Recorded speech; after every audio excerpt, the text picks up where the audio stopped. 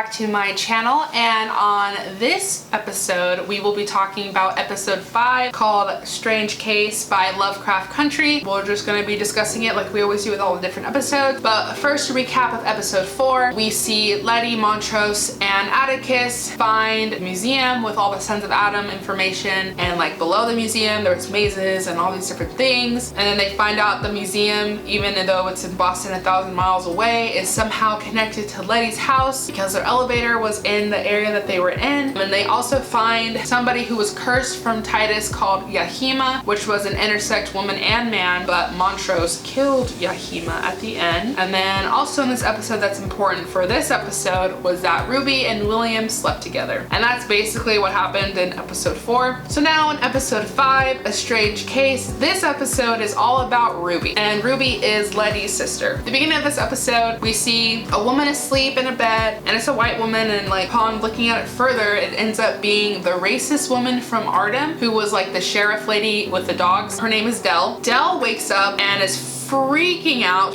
walking around like, what is happening? Doesn't know what's going on. And then she like looks in her mirror and she's like looking at herself like, who is this? You know, like, who is this lady? She puts on clothes, runs outside, and then ends up being a black neighborhood. So she's just like looking around like, what is happening? And then she goes and talks to like a random dude that's on the street, and like he's like looking at her like she's crazy, and she keeps telling him, I'm Ruby. So we're like, what?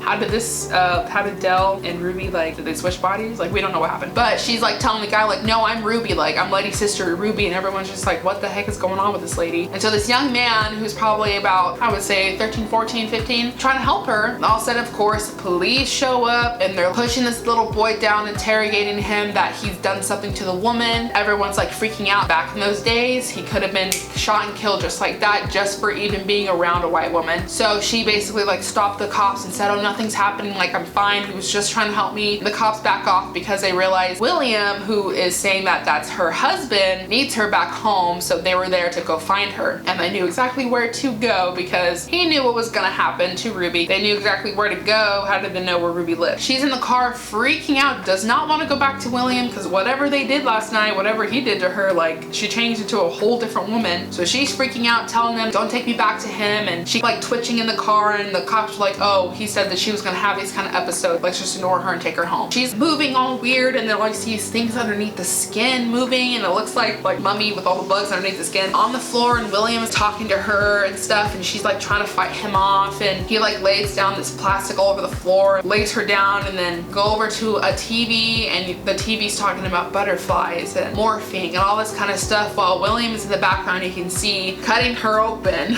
like cutting her open and pulling her skin off. What is going on? So then we morph over to Atticus and Letty going to check on Yahima. Montrose is sitting there and Yahima's gone, and he's looking at his hands. His hands are bloody and he's just really quiet, and Atticus and Letty are like, oh wait, where's Yahima? Did she leave? Blah blah blah. And then Atticus looks over at his father, and he could tell because his father was abusive and stuff that he did something. So then Atticus starts beating him up in front of Letty, and Letty's freaking out because she's probably never seen Atticus like that before. And it's scary when you see someone that you love turning into, not a monster, but turning into something that you never thought they would. And he's like yelling at her like, why are you letting, like, he killed her, blah blah blah, why are you defending him? And she's down there with a bat and stuff, and he notices she has a bat, so she is scared about like him hitting her or something like that at the time, because he was just out of control in a way. So we go back over to William, Ruby in the house. Ruby's back to normal again. She's in the bath, and basically William was telling her about like what happened to her, and it's basically like a morphine butterfly kind of potion. So when she takes it, she'll turn into Dell. When like the thing wears off, all her skin will shed and become Ruby again. So it's like Ruby's living inside of the smaller body, because Dell's definitely smaller than Ruby is, like height and size as well. So she'll be like in this little body, and then when it's time, she'll like come back out into Ruby. So she's morphing like a butterfly. So then we get a montage of Ruby living her life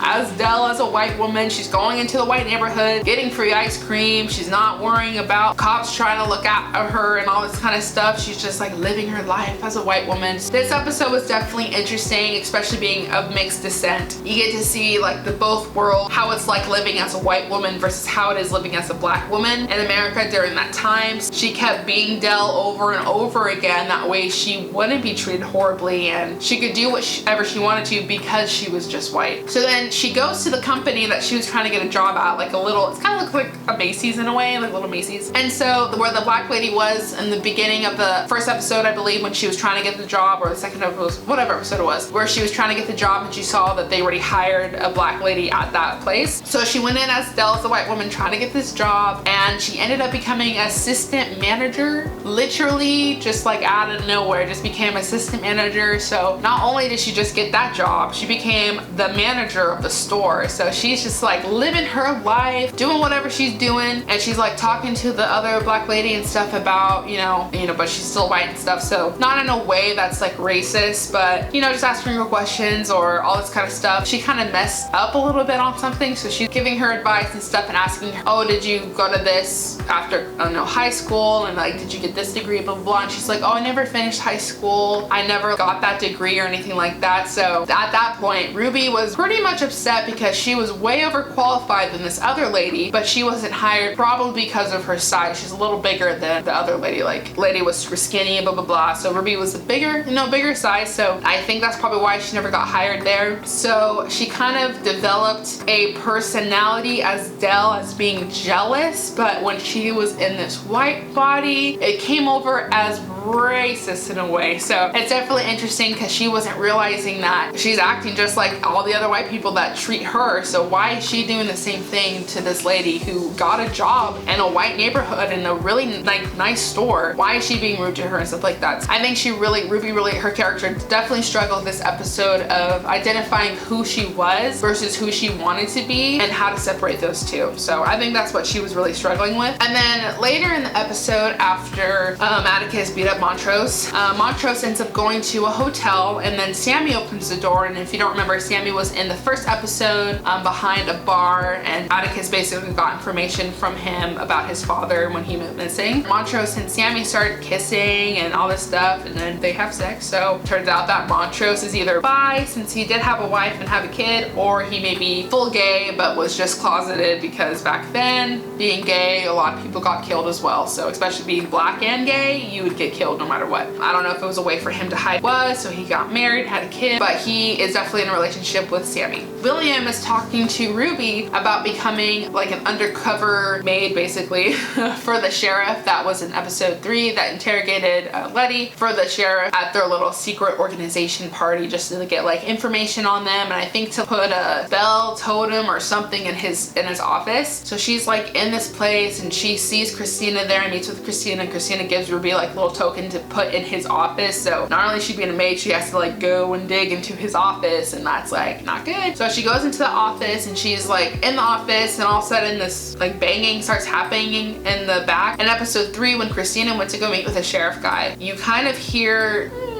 that kind of noise in the back, but like doesn't really show it, just shows the closet. Well, now we see what it is. There is a white man that's in the closet, and he had like cuts and all this kind of stuff. It looked like it was an autopsy kind of like cut, like the cuts right here that goes down. He was like, had his mouth thing, and she was like in the closet because people were coming in. She was like telling this dude like, be quiet, like stop. And then all his little sheriff friends or his secret society friends were like, yeah, the dead, the dead tell something. So basically gave us a hint that he brought this dude back from the dead so he can answer and interrogate questions and stuff. So she's like in there listening to this conversation, and then we see the sheriff taking off his shirt, but then his chest is really weird. He has markings on himself. It was cut off, and then his chest was dark. It wasn't like, I don't honestly couldn't tell if it was like a black body's chest or if it was like a gray chest, but it looked like people like cut off stuff and put it and attached it to him. So I don't know if his experimental friend guy guy gave him a black guy's chest or something. I don't know, but it was just really weird. So there's something going on with the sheriff that's sketchy. So we'll figure out what that was like later on. Tik is kind of drowning in his work, trying to figure out stuff, and then he gets a vision of Hannah, and in the vision, Hannah's staring at him and like sets him on fire, but I don't think it was, I don't know if she was trying to warn him about something or what, but he definitely was set on fire by Hannah because Hannah was like staring him down. So I don't know what that was about. And then Tik was trying to decipher the Sons of Adam scroll that they found in episode 4. They're trying to see if they can decipher it with the alphabet and all this kind of stuff so they can figure out the spells to protect themselves. And Letty kind of is upset about it because, you know, this magic is used for bad. Like, she doesn't want anything to do with it. But Tik keeps telling her like, well, we can do something for our community if we had this kind of magic and all this kind of stuff. But Letty like doesn't want anything to do with it because it killed George, killed all these other people. So she just doesn't want to have anything to do with it. Tik's on a mission to try to decipher the scroll. So then we keep getting glimpses of Ruby and this white woman's body as the assistant manager. The other employees are talking bad about that black lady that's working in the store and that like her kind shouldn't be here, and that like, oh, we should go down to the south side and have fun and stuff and go watch them,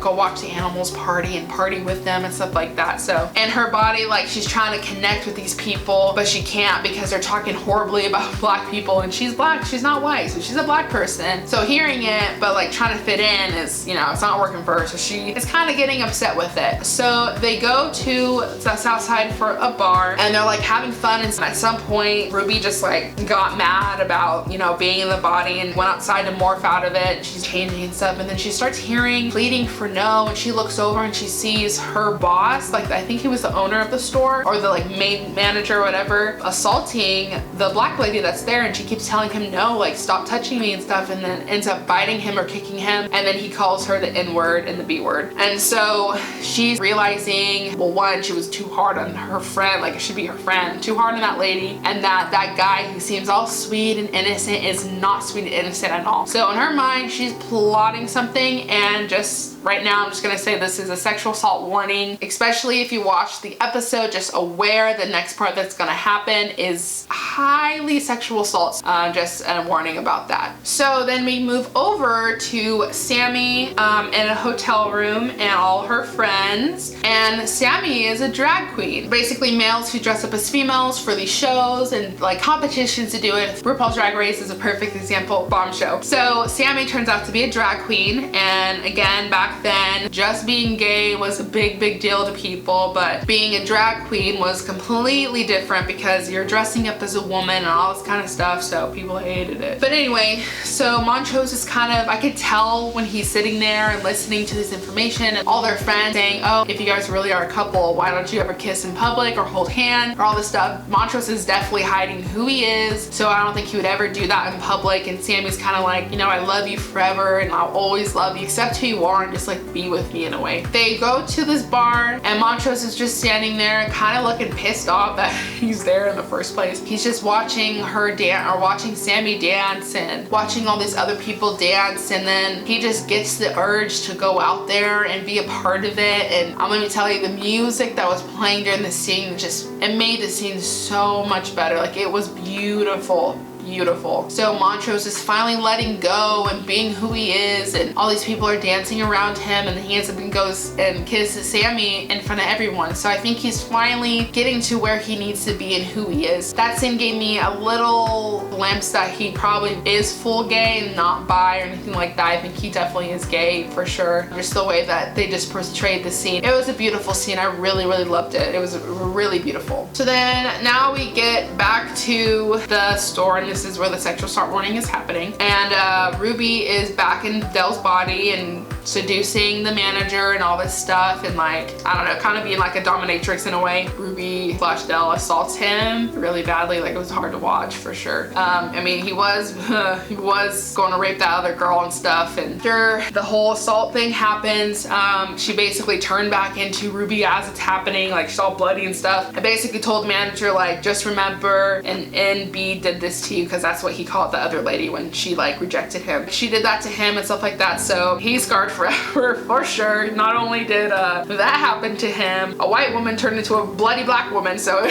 scarred for life. Anyway, back to William's house, and Ruby's there all dressed up and nice and stuff and waiting for him because he keeps going down into this like basement. She wants to go see what's going on, so she waits for him to come up. And when he finally comes up, he's like all nervous and like, oh, like I really need to go somewhere, blah blah blah. And she's like yelling at him like, why don't you ever tell me what's happening? And then he starts doing the little twitchy morphy thing and then sheds his skin. Guess who comes out of it? Christina. So Christina is William. So I don't know if like they haven't really like confirmed this yet, but Ruby was like, you've been William this whole time? That's basically what she said. Because if you think about it, in all the episodes, we never saw William and Christina in the same room ever. Maybe because Christina was never allowed to be in these meetings, she had to make some kind of potion to look like a man so she could go into these meetings. I don't know if William's even alive. I have no idea if he was ever a person, but William and Christina from this episode are the same person. We'll see what happens when they finally talk about that. But at the end of this episode, Tik finally deciphers the scroll and it says die. So then he starts freaking out and calls his friend from Korea that we heard about again. And he was like freaking out, like, how did you know, and all this stuff. And she's, I told you should never have gone home. So then the episode